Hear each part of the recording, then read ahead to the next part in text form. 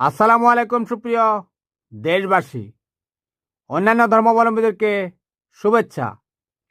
বহু বছর পর ক্রিকেট বিশ্বে একটা নতুন প্রচলন সৃষ্টি হয়েছে। সেটা হচ্ছে পাকিস্তান ভারতের সাথে তাদের ম্যাচ বয়কট করেছে। এর মাধ্যমে ভারত এবং আইসিসির লসের পরিমাণ প্রায় 500 কোটি টাকার উপরে।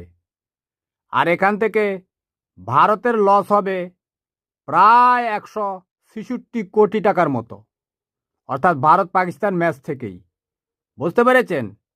এখন এটা হলো কেন? বাংলাদেশকে ক্রিকেট যে টি-20 বিশ্বকাপ, সেটা থেকে বাদ করে দেওয়া যে অপকৌশল ভারত করেছে, সেটার ফল এখন অনেকেই ইনিবিনিয়ে বলছে যে পাকিস্তান কি বাংলাদেশের জন্যই এই ভারতের সাথে ম্যাচ বয়কট করলো? যারা এই ছলনাময়ী বক্তব্য দিচ্ছে তাদের বিবেকের পরিশুদ্ধতা দরকার, তাদের বিবেকেরও চিকিৎসা দরকার। কারণ আপনারা জানেন, আইসিসির সমস্ত যে মিটিংগুলো হয়েছে, সেখানে পাকিস্তান বাংলাদেশকে সরাসরি সমর্থন দিয়েছে। আর এইবারই প্রথম পাকিস্তান ভারতের সাথে ম্যাচ বয়কটের ঘোষণা দিয়েছে। এরপরও যারা ইনিয়ে বিনিয়ে বিভিন্ন কথাবার্তা বলছেন, আমি তাদের বিবেককে ধিক্কারও জানাই। কোনো দেশই, আমি পাকিস্তানকে কখনোই, আসলে সত্যিকার অর্থেই আমি মন থেকে পাকিস্তানকে কখনোই আমার মনের জায়গায় দেই না। আপনারা জানেন, আমি বহু ভিডিওতে বলেছি, আল্লাহ সাক্ষী, আল্লাহর কোরআন সাক্ষী।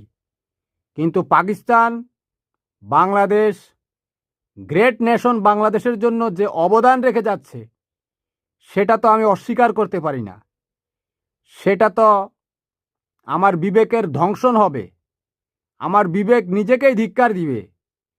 যারা এখনো ইনিবিনিয়ে কথা বলছেন, তারা নিজের বিবেককে প্রশ্ন করেন, এরপরে নিজেই নিজের উত্তর পেয়ে যাবেন। আল্লাহ হাফেজ। পরবর্তী সময়ে আল্লাহ হাফেজ দেব না। পাকিস্তান এখন একটা কাজ করতে পারে।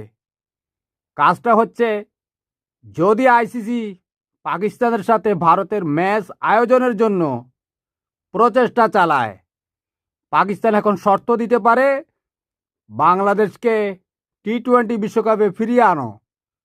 তাহলে ভারত পাকিস্তান ম্যাচ হতে পারে। বাংলাদেশের সঙ্গে